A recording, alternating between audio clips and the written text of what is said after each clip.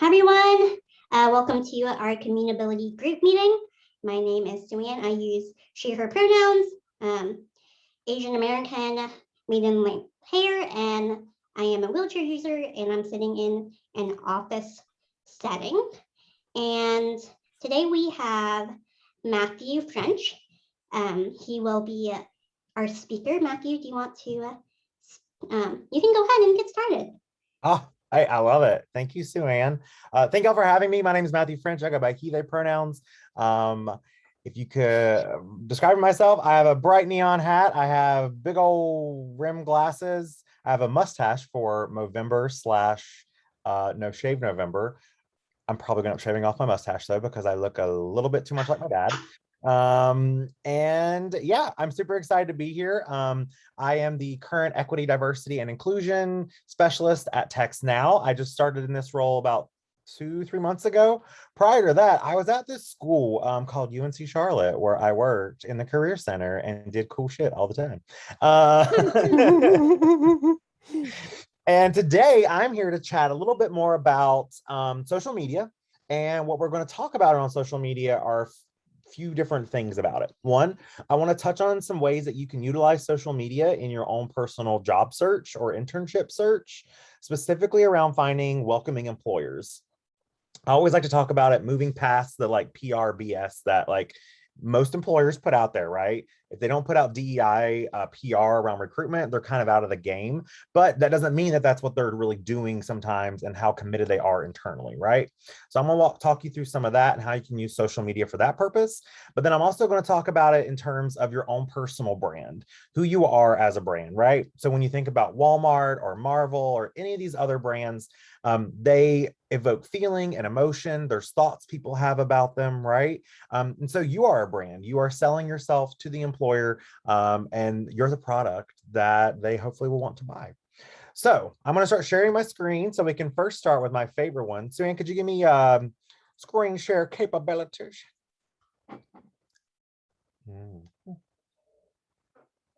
Work. So first I'm going to start with LinkedIn. I am low-key obsessed with LinkedIn. I'm going to hit on a few different things that are super helpful when you're thinking about your LinkedIn. First, I want to start with a piece around your personal brand. So if you've never checked out LinkedIn before, definitely give it a go. It is super useful for finding not only jobs, internships, job shadowing opportunities, but it's also really helpful for you to figure out more about how your identity intersections, and also how your industry kind of works when you're thinking about where do I want to go next? What do I want to do in my professional world? So I want to first look at the profile. So this is just your landing page when you get into your LinkedIn. I need a new headshot. So let's look at LinkedIn first and foremost. I did have a really long beard and I shaved all that off. So when we're thinking about LinkedIn, though, again, it's about bringing you to life for the employer, right?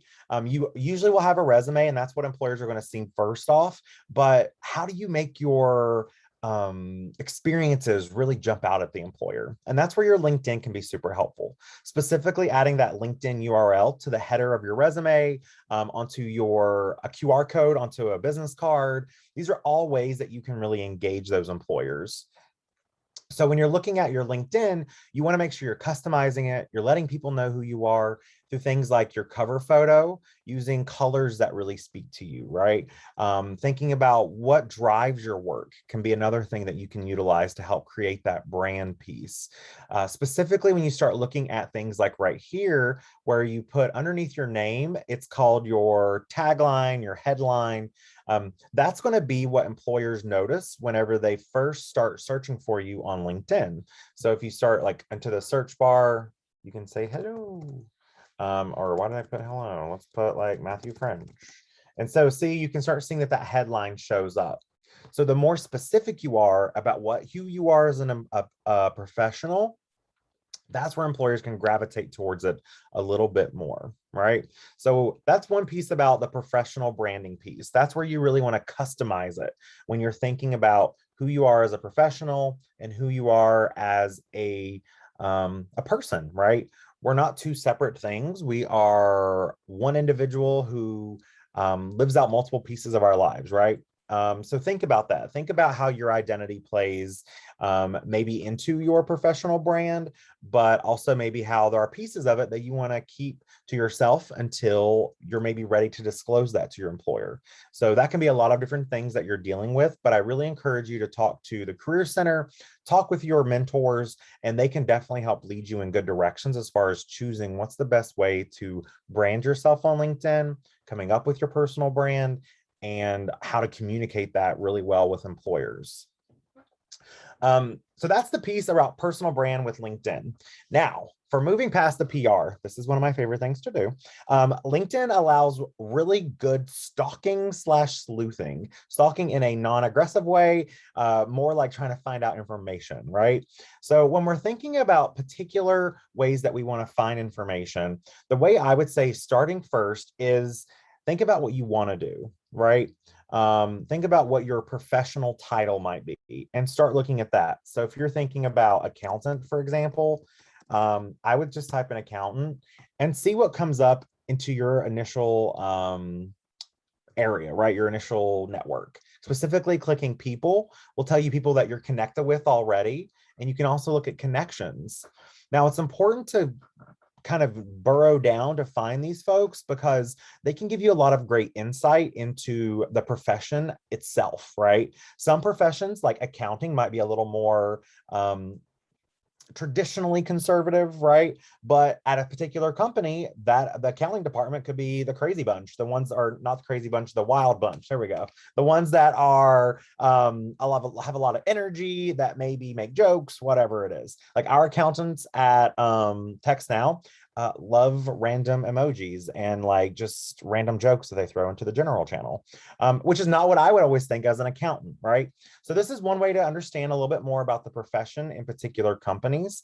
But then when you're thinking also about an employer who is doing things around diversity, equity, and inclusion, asking those folks who have been in the company either previously or currently can give you a good roadmap on maybe where the employer has been in their DEI efforts, but then also where they're going. Have they made efforts, right? Are they making efforts that are truly impactful, or are they just doing things occasionally, like they only talk about LGBT folks maybe during Pride Month, or this past month was Disability and Employment Awareness Month, right? So like, do they just talk about it during that month, or are they talking about disability year round, right? It's really important for us to think about those things so that way you can really tell a little bit more about an employer. And again, that's going to be getting it from professionals that you meet on LinkedIn and a way to kind of build that up a little bit more. So that's kind of LinkedIn as a general starting point. Other things that you might want to do as well is if you look up UNC Charlotte, for example, you're going to be getting a lot of great information around, let's see here. Here we go. You want to go directly to the school site. And what that will do as well is that's going to be another way for you to find a connection with folks, because what you'll find is you might not get people replying to you sometimes. And that's because they might not know you. They might not understand why you want to talk to them, all of this different types of things, right? You never know why someone doesn't want to connect with you. But if you go into the alumni section here on LinkedIn underneath the University of North Carolina at Charlotte, you can actually search through the 143,000 alumni based on organization, based on where they work. So if you really want to work at Disney, you can just search Disney, and then it's going to bring up other things like where they live, where they work. And look, we have 21 people who work at the Walt Disney Company, but 14 work at Walt Disney World.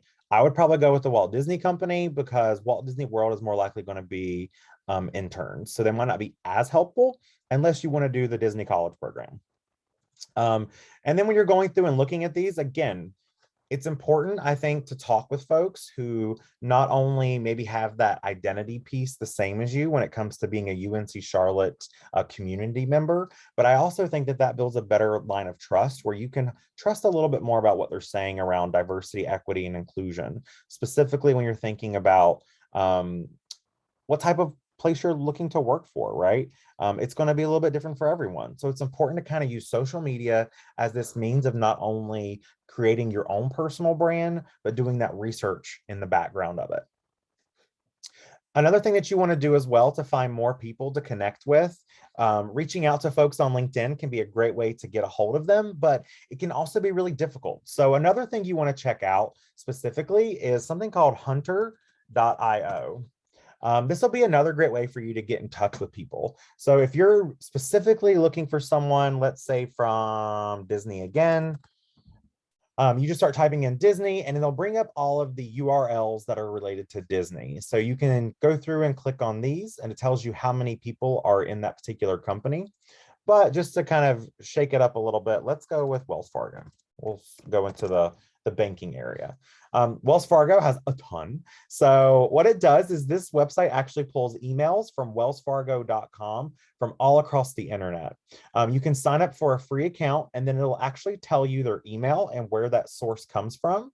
So like this one actually comes from wellsfargo.com/financing. You can click on it. You can see where the email is. It'll also disclose the full email once you create your free account. I just haven't signed in on this in a while, so it locked me out. So this is a really great way for you to reach out to people. Say, hi, I came across you on LinkedIn.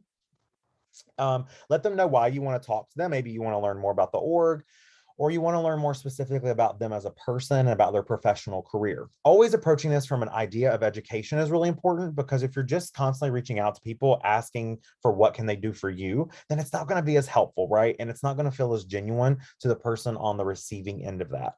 So you want to reach out and just be more inquisitive, more curious about, again, the company, their DEI efforts, the person you're reaching out to, and their professional journey. These are all ways that you can, again, use social media to build out your network, but to also further educate yourself and really dig down deep into these employers and figuring out, hey, who is actually really doing the work that maybe I want to be a part of, but also who do I not, or who do I want my professional brand connected to as a company, right?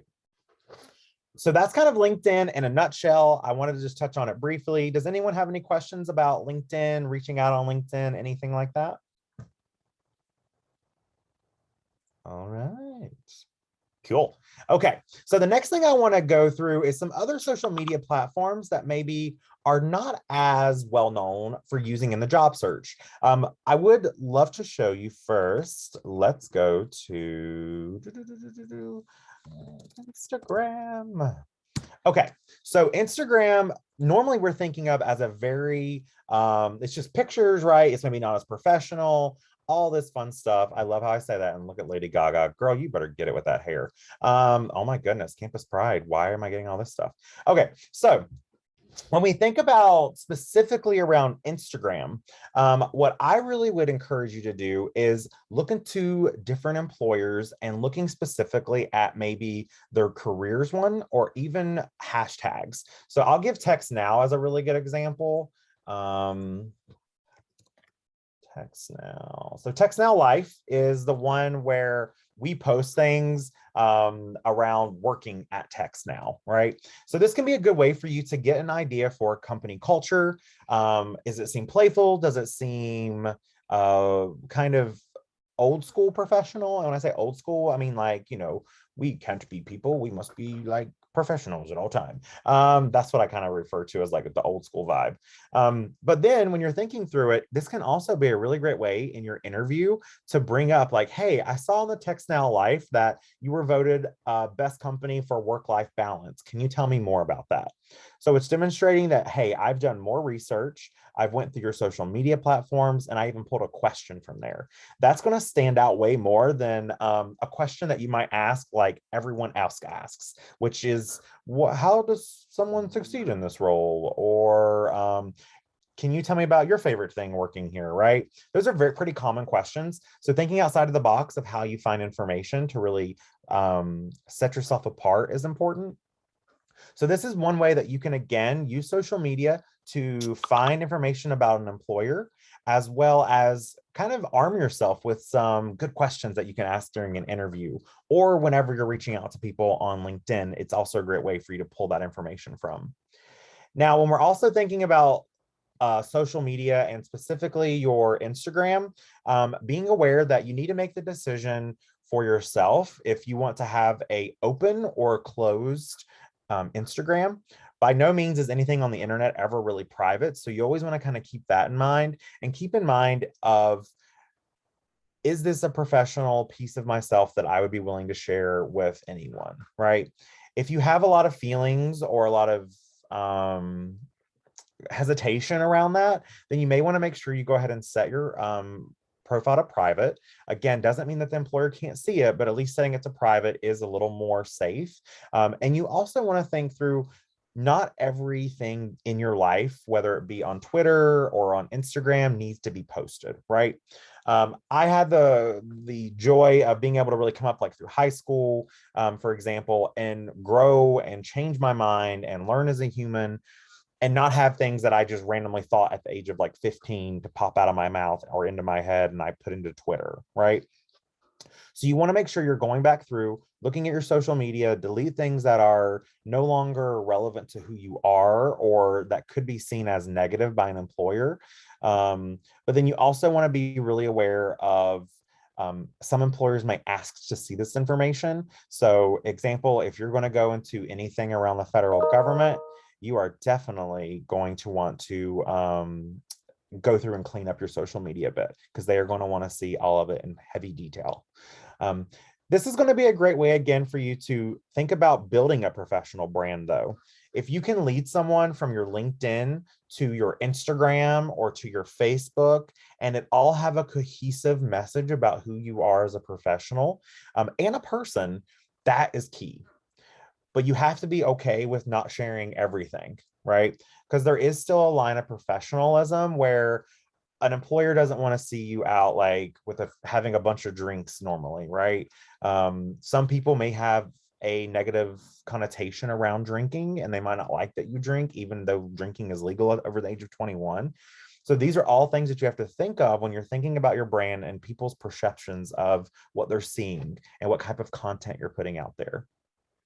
So this is why I always really encourage students or people or job seekers, you should be doing just as much research on an employer as they are going to be doing on you with social media, right? I know whenever I'm hiring things for Awesomely Authentic, or even now thinking about text now, I like to look at people's social media. It gives you an idea of, do they have the ability to have meaningful conversations? Are they really super negative online? I don't really want to work with someone who's super negative, right? I want to work with someone who's positive, even if their positivity is just pushing through. That's the type of thing that you want to think about when you're thinking about your social media, and how you can utilize it to leverage more of your authenticity in your job search. But again, finding those employers that are really connecting with you on what you would like to be a part of. Now, some other things that you can do past LinkedIn and past Instagram, I would also recommend looking into Clubhouse. So Clubhouse can be a really great social media platform just to learn more from recruiters. They do a lot more sessions specifically around recruiters, and they'll talk about like what they're looking for, what they're hiring for, what types of applicants they're hoping to get, what type of people succeed in those roles. So if you haven't been on the Clubhouse app, it's a purely audio type of social media platform where you can really jump in and talk on almost any channel. And you'll see employers who'll start kind of pushing those out nowadays. So this can be another great app for you to, again, find out more information.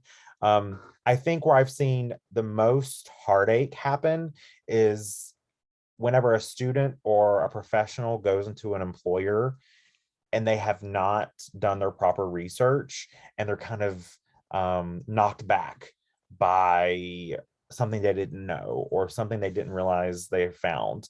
I see it a lot, especially in message boards around people with diverse identities. So whether you are a person who has a disability, a person of color, a person from a rural area, a queer person, all these different identities, I would say the vast majority of new hires that I see on Slack groups and professional orgs, when they've had a really bad time, is they usually know right away and it's usually around their identity. And when I talk to them, I'm like, did you research those pieces? And they usually don't. So it's really important that you research those. Like when I was looking at text now, I researched like how queer friendly were they? Did they donate money to any sort of non or anti-LGBTQ plus or anti education, any sort of things that I just didn't identify with properly, right? It's important for you to do that research, not only for yourself, but also it's going to just save you a lot of heartache and burning bridges also with other employers that maybe you might have to quit after only being there a month because it wasn't a good fit. That's where social media, that's where your brand, it all comes together to make this story and to really make it cohesive approach to how you should be applying for jobs, applying for internships, and all that good stuff.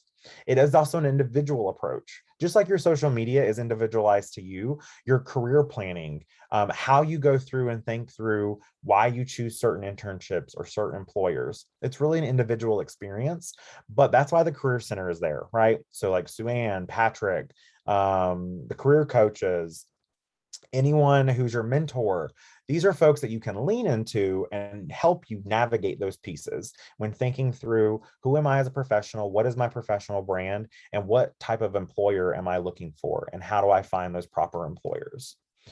I do want to finish it out and close it off with a few great resources. So one resource is Diversity Inc.'s Top 50. They make an amazing list of top 50 companies and specifically their specialty lists. So they'll do a top 50 overall. And then when you scroll down, you'll start seeing top companies for people with disabilities, top companies for supplier diversity, LGBT. They also have ones for mentoring, employee resource groups. So this can be a great place for you to start when you're looking for employers who are welcoming, specifically around identity as well, right? Because a lot of employers, if you're looking specifically at identities, you are having to put in place a lot of support and a lot of groundwork around specific identities, especially when you start getting to certain industries like tech or finance. Those industries, even more so, have so much more groundwork they've had to have laid to have mentoring programs or to have a really strong employee resource group around people with disabilities. So if they've put that type of effort into it and they've made it on one of these lists, it's usually a really great sign that you can trust that you're going to have a good experience, at least around that part of your identity. Always keeping in mind, things change, CEOs change, leadership changes, and that can also kind of change a little bit the way you think about the org or the way an org might look online. So keep in mind that you might have to be flexible and you might have to also change gears, right? So always have a plan B, C, D. I'm also a huge believer in side hustles. You should always have at least one other job on your side hustle, whether that's technical writing or coding something on the side or doing little side consulting jobs. It just ensures that you're taking care of yourself while you're also gives you the ability to get out of toxic situations if you ever find yourself in that type of space. So that's kind of how I wanted to put a little bow on the end is go to this list, start looking at the list, go through social media, find out more about the employer, and then review your own social media. Ask people you in your family to take a look at your social media, see what they think it is professional wise. Also ask the Career Center, because when you think about professional social media, I do want to touch on professionalism isn't whitewashing things, right? So that's really important. Professionalism for me is being your full authentic self in a loving and upfront manner, right? So when I say that, it means it's okay that you post yourself at a beach or something, right? But you might want to refrain from posting a lot of photos where you're the sole person in the photo, or you are in like swimming trunks or a bikini all the time, right? Those are the types of things you have to watch out for when it comes to an employer looking at your social media. So if you need help looking at your social media, thinking about your professional, again, make sure you're utilizing the resources at the Career Center and your mentors. They're going to be super helpful for that. I wanted to make sure to leave enough time for conversation and questions. So I am going to stop sharing my screen and ready to chit chat while I take a drink. Questions on life.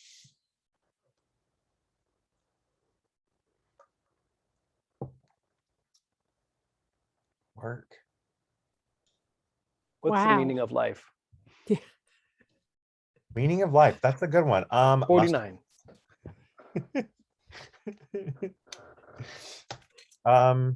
Wait, what did you say, Patrick? Nothing important. Oh, bless you. Chanel just posted that this was very helpful. Ah, good. Yeah, I mean, and it can be overwhelming. A lot of social media stuff can be really overwhelming, especially when you're just like, what's professionalism? I do feel like professionalism is changing and the ideas of what people see as professional is changing. Like some things I'm just going to call out right away that I know students struggle with. Just because you wear your hair a certain way does not mean you're unprofessional. Just because you have an earring or something like that does not mean you're not professional. Just because you wear bright neon colors does not mean you're professional, right? Does not mean you're not professional. What you need to think through is thinking through industry and how you can be in that industry, work within that idea of professionalism, but then also I really encourage you to push back a little bit, right? There's no reason that I can't wear a neon cap, right? Because it makes me feel more like my authentic self, because that comes through. And so finding ways that you can push back against these social norms of what's considered professionalism is important, but also making sure that you're protecting yourself and not putting yourself into some sort of like intercultural battle within some of these organizations, which is kind of what's happening with some of them right now.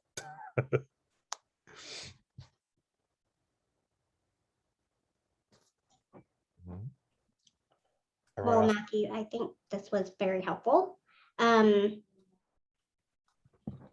anyone has any questions for Matthew, you can either email me or Patrick. And So I do have a question. okay.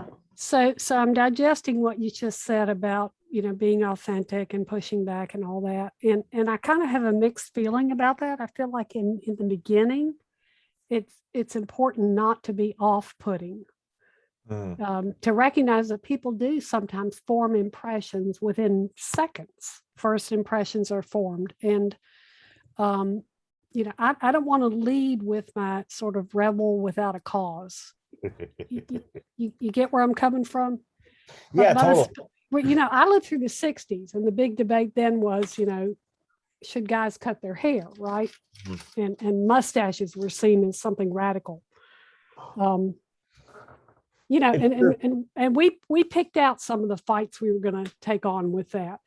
But the older I got, the more I became aware that I can relax and be my hippie self, so long as I don't come in the room screaming with that as the lead conversation. Does that make sense? Yeah, it definitely does. And I think that's an important piece to call out. I think there's a difference between screaming out of necessity and screaming for survival, right? Like, yes. I think sometimes, and I think that's recognition. Yeah. And recognition, because I think, but I saw an awful lot of people fight just to be fighting. And they were confrontational in their dress just because they kind of got off on the reaction they got from it. As opposed to, okay, so you're wearing your flowered shirt and, your hair is neatly combed, but it's long, right? I think it's all about intention. Yeah. Is your intention because you want to shock people, or is your intention that you want to be yourself, but at the same time, permit an opening for others to get to know you before they get to know a stereotype? Yeah, it's true. And I think that's the piece that like even think about working at Text now. So there's pieces of it where people, especially like what I'm finding in tech, are a little bit emotionally muted, right? I'm a very loud person. I'm a very like energetic. Yes, you are. And people don't know how to quite take that always, especially in organizations like TextNow is fully remote. We have 200 employees and like 90 of them are engineers. So most of our engineers are not going to be so used to that like high energy, like, how you doing? And so part of mine has been pulling back on that a little bit, but not fully pulling back because you want to always, for me, it's like just barely like push just a Yeah. little bit Yeah, and then yeah. see how people take it. But I'm with you. I think understanding and learning for your first like 30, 60 days is really important.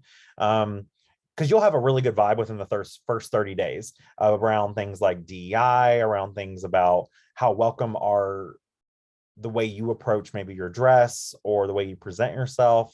And even things like accommodations, like thinking through those and thinking through accommodations that, I mean, should honestly be set up beforehand before you're Right. brought into the office or brought into your remote work environment.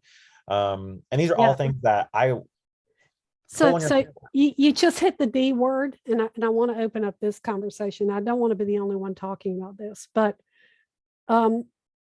so with visible disabilities, there are certain associations, right? And some people have had very little experience meeting a person who uses a power wheelchair, for example, or uses crutches, or is some other visible disability, right? And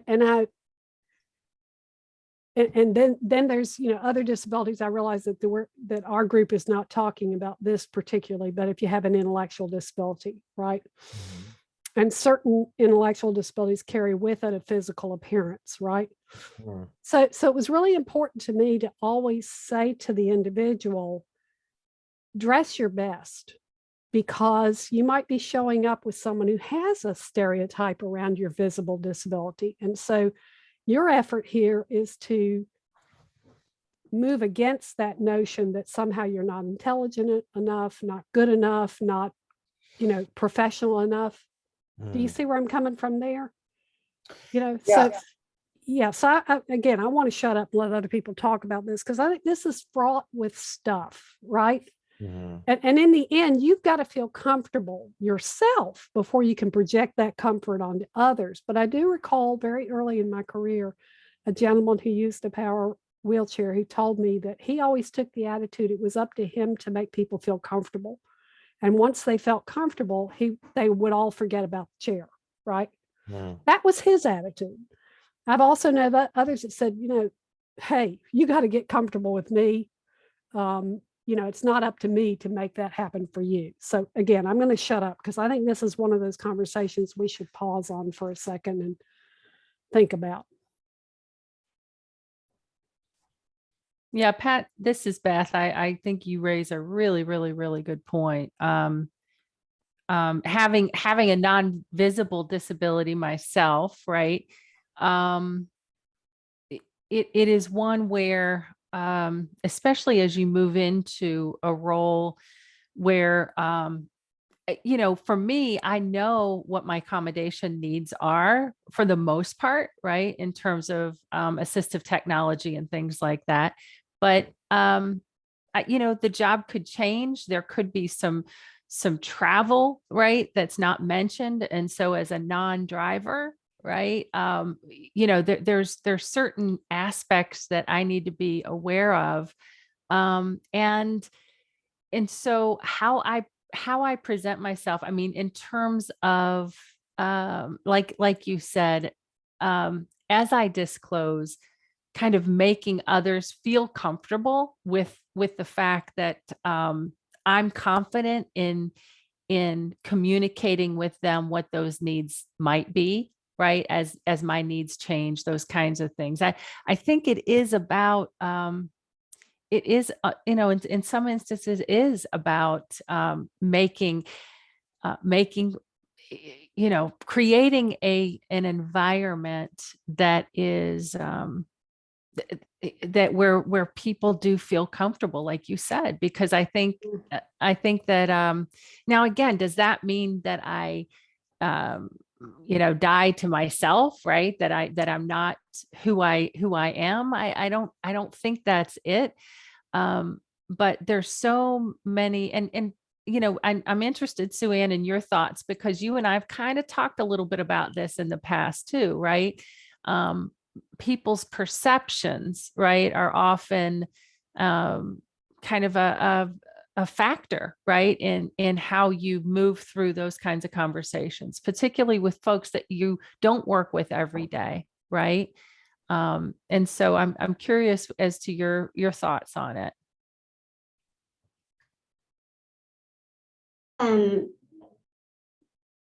Is the question?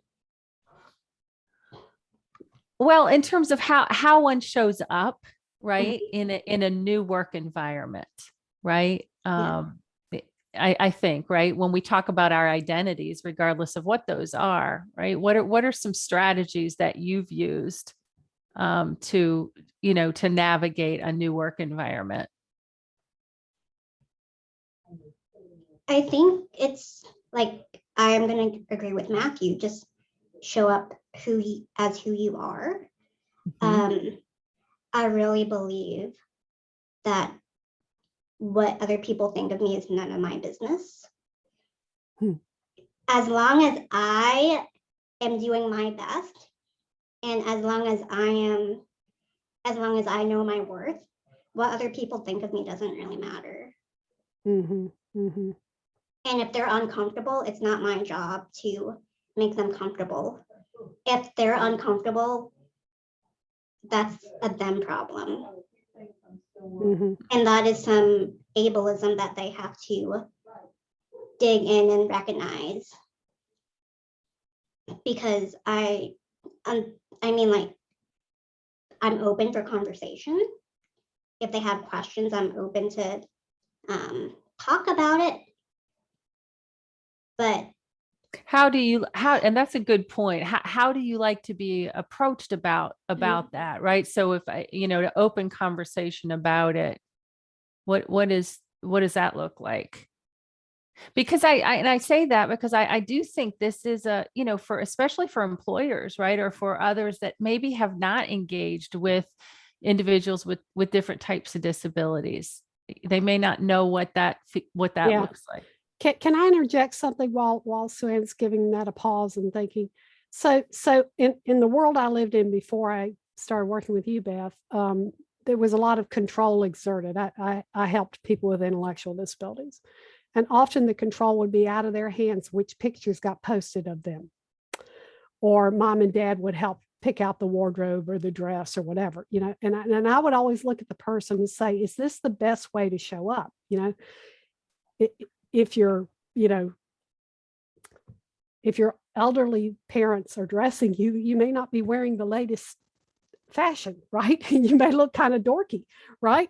So there's an aspect of this is like, how can I show up and really demonstrate, in my pictorial review of who I am, what I do. So when I go to websites, of my friends that use chairs or have other physical disabilities, I'm always excited when I see things like, oh, there is Felix, and he is doing his, he did a hike across Israel in his wheelchair, and he had pictures of that. But nothing said competence so much as him in that chair going across this whole country on his own, right? And he's writing this story about this. So I think it's when we tell the stories of our daily lives and post pictures that are authentic, but they show us as not vulnerable, not passive, but fully engaged in the real world and wearing, clothes that are somewhat hip. That's what I mean. Not so much as putting on something or just dressing for success just because a book told you to, but was that helpful, Xuan? What do you think about that? I think that's good. I think it's okay as long as the person is choosing what they're wearing and the person is choosing what they want to be posted. because it's their life.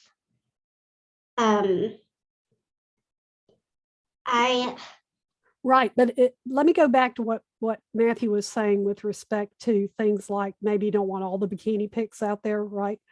Right, but yeah, a lot of the times with people in the intellectual disability community, and this might be a little bit off topic, they have that sense of like not as much autonomy. right. And so it's empowering if they get to choose what they want to wear to an interview. So we can empower them with knowledge. So say if you wear this, you might be more, the interviewer might be more receptive. Exactly. And then I turn around and I think if somebody's encouraging, and now I'm going to the college student thing, all right. So if I'm posting all my partying for the world to see, is that the only thing I want people to remember about me? Was that I was a heavier partier? So I think the question is, am I giving an accurate picture of myself as a professional, as a person who enjoys life, and all the other scheme of things, so that the employer gets a full, respectful view of me? Yeah. And I haven't planted just one seed. I'm partying hard. And I do want to even impress them. And I think, so yeah, you want to be like, I'm definitely aware of like what you're posting on social media, but something I want to impress upon everyone is, in the grand scheme of things, employers don't care about you as an individual. Okay. They just don't. They don't. They like, most employers just don't. They are, the bottom line is the bottom line, right? So the one thing that I've been telling colleagues, as in the way we kind of talk about it, and the way we talk about even with my clients I work with, is being comfortable with what you're presenting, right? Not what you think an employer is going to want to see about you, or what parts of yourself you feel like you have to change for that employer or not show for that employer. Because in the end, honestly, like I've had friends who've been pulled away from their jobs by an employer and then fired 3 months later because the employer decided, oh, we want to restructure. So like, those are the types of things that are realistic. They happen all the time. So it's important, I think, for students and for professionals in general, don't ever define yourself as don't try to change yourself or define yourself in a way that is harmful to yourself, whether that be through changing what people might want to see about you, or even sharing things that don't need to be shared, right? Like that 5th drink you had at a bar is not necessary for you to show, like, mascara running down your face and stuff like that. Like, that's not necessary. But I think it's important just to kind of keep those things in mind, that in the end, you should really think about what's best for yourself and what makes you feel better inside, because you can find a job. It's going to take more though, right? You have to just put more time into it, more thought, more research, more applications. So you always have a choice in those matters. It's just a personal decision I think everyone kind of has to make for themselves. I never would have said that prior to working in corporate. I would have never said something like that, but after working, it's true. In the end, and like you said, I think too, it's being prepared to, and I don't know if defend is even the right word, right? But I think that's fine. Be you and post and do you, but be prepared then to explain that, right? Yeah. To, like you said, to an employer, because that's part of your story, right? That's part of what you've put out there. And so then don't be put off by being defined in that way, because that's how you know what I'm saying? You've given that picture to an employer. So just be prepared to have conversation about that. Yeah, because it's true. Because like what I've been find is, like, with people I've been working with in other organizations, you say the word race now still in corporate, and people's faces still change. You say disability, people's faces still change because they're still so uncomfortable in those conversations. Corporations like to think that they're great on it. They're really not. Because it's not an open conversation. It's more of like fear or uncertainty. And I think that's why it's important, like when you're thinking about who you are as a person and what you're putting out there, it's something that you should be fully comfortable with. But also, like Beth was talking about, you have to be able to be ready to explain it. Because for example, my brand online is very like bright, bubbly, loud colors, all that fun stuff. And so it's who I am. I've never really hid that piece. But I've even had feedback now saying like, you're a little too peppy. But it's kind of like, that's who I am. And that's who I stick by as far as who I am, and so it's really those points of, you have to just choose of what's something I'm willing to give up a little bit on, but also things that I'm willing just to stand by. And for me, one of those things is being an organization or being a person that everyone can come to, feel comfortable, feel seen by. And ideally, a lot of you won't have to deal with a lot of this stuff, because if there's a really good EDI or DEI person who is being empowered and given resources to make changes within organizations, you hopefully want to deal with a lot of this, because they will already be on the inside training people, making and welcoming an environment. But again, research it, social media, all that stuff is stuff that you can really look into. Awesome. Well, we are coming up on time. I know we have a couple of housekeeping things to do. So, any last minute questions for Matthew? Last chance. 5, 4, 3, 2, 1. Nope. Thanks, Xuan. Thank you for having me in. Thank you all for having me in. Keep rocking it out, and I'll see y'all on LinkedIn. Thank you. Thanks, Matthew. Thank you, Matthew. All right. Well, that was helpful. Beth, Pat, did you have any announcements? No, I'm want to say I'm thrilled to be here. Certainly today. October is a super busy month for this work, as you guys well know. And so the kickoff that happened last month, I know it's impossible to think you could double book yourself virtually, but I did. And so I apologize for my absence, but super excited about this work, and looking forward to another great segment of CommunAbility. So thank you guys so much for your participation. Yeah. Beth, can I interject something? Yeah. We have discovered that there is a CommunAbility in Canada that has trademarked that name. So you'll hear us start talking about CommunAbility DINC to distinguish ourselves.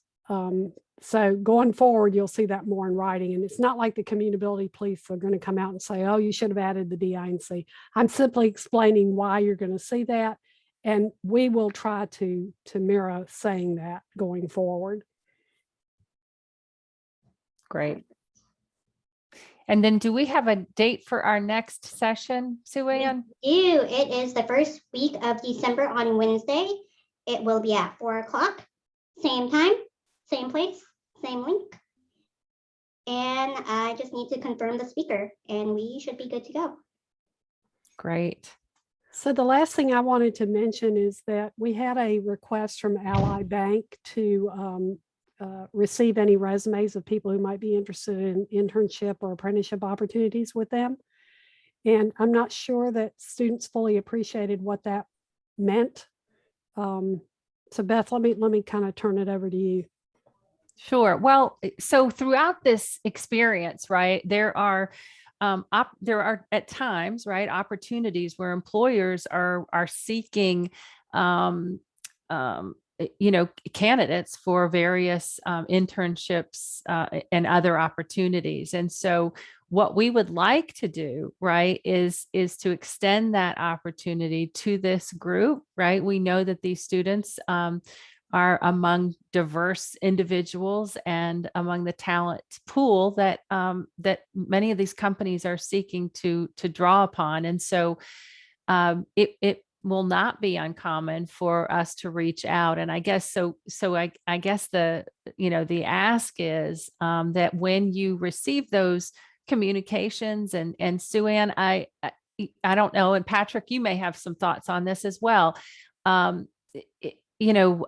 typically the employer will say, here's a link, please, ask individuals to apply, or if you have resumes, please pass those along. We'll reach out and ask if anybody's interested, and if they are, to submit those, whatever process is identified. But wanted to toss that out to those that may still be on the call today. And so we get, again, we want to get those opportunities in front of the students as much as possible.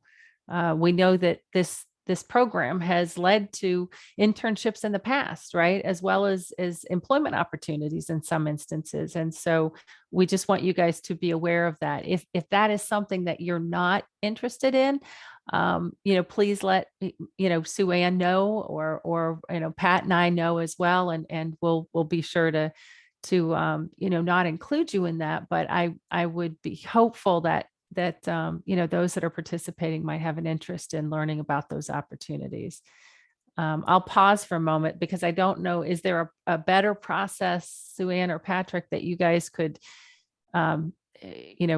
think of or have in mind as we get these types of opportunities? So I did send out an email asking for those who are interested to go ahead and give me written permission to share their resumes.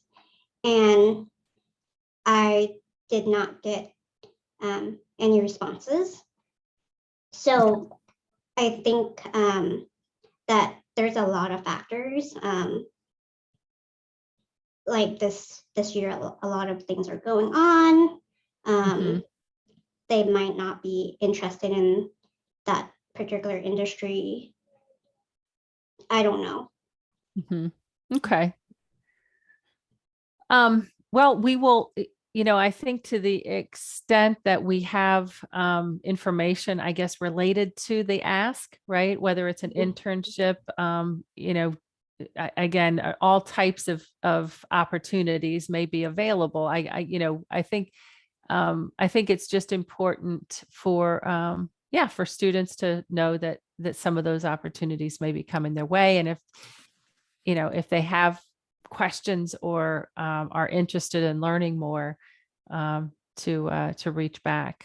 I don't know, Pat, do you have any other comments or questions on that? I missed it. I'm sorry. What opportunities were you guys talking about? I'm a little confused. So Xuan, the email that you sent out. Was it for Ally? Yes, I believe Yes. it was. Yeah. Mm-hmm. I sent that out. Yeah, but let me make this one point.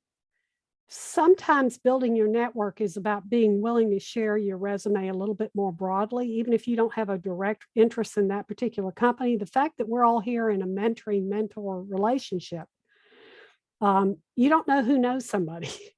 It could be that the mentor from Ally knows 2 or 3 people over at Atrium, or 3 or 4 people at Disney.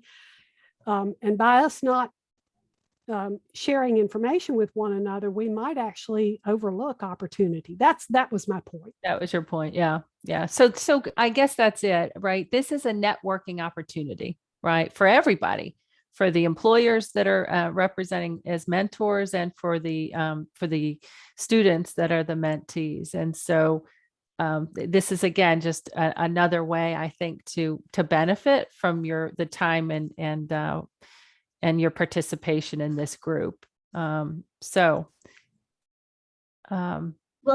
continue sharing resources with everyone. Yeah. And so Bobby, was it Bobby that spoke? We may not have answered your question. Did that provide clarification? Well, I know that I heard that someone sent out an email about Ally, but I guess I'm still a little confused as to what the opportunities were. Maybe I missed the email. I can send it to you. It was just. I will say that. I'm sorry, I didn't mean to cut you off, but really quick, I will say that I never saw your email. Usually, emails pop up on my phone, and I always check them. I did receive it though, because I just checked. It was October 18th that you sent it out, but for some reason I didn't see it. But I will respond. Great. Great. And Sue Ann, yeah, if you want to resend that email, that'd be great. I know, again, things are busy. People stay super busy. And so that would be awesome if you want to resend that. What were the opportunities through Ally? Pat, do you, For yeah, go. internships. Right. Pat, do you have any more details about the opportunity itself? It was with Ally Bank. I don't know if it's summer internships. Pat, do you know?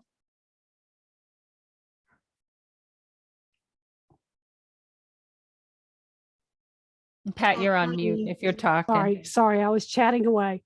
My understanding was it was one of the gentlemen from Ally made the point at our last meeting of saying that he would love to see resumes because Ally is right now at this moment, he met September, looking at candidates for upcoming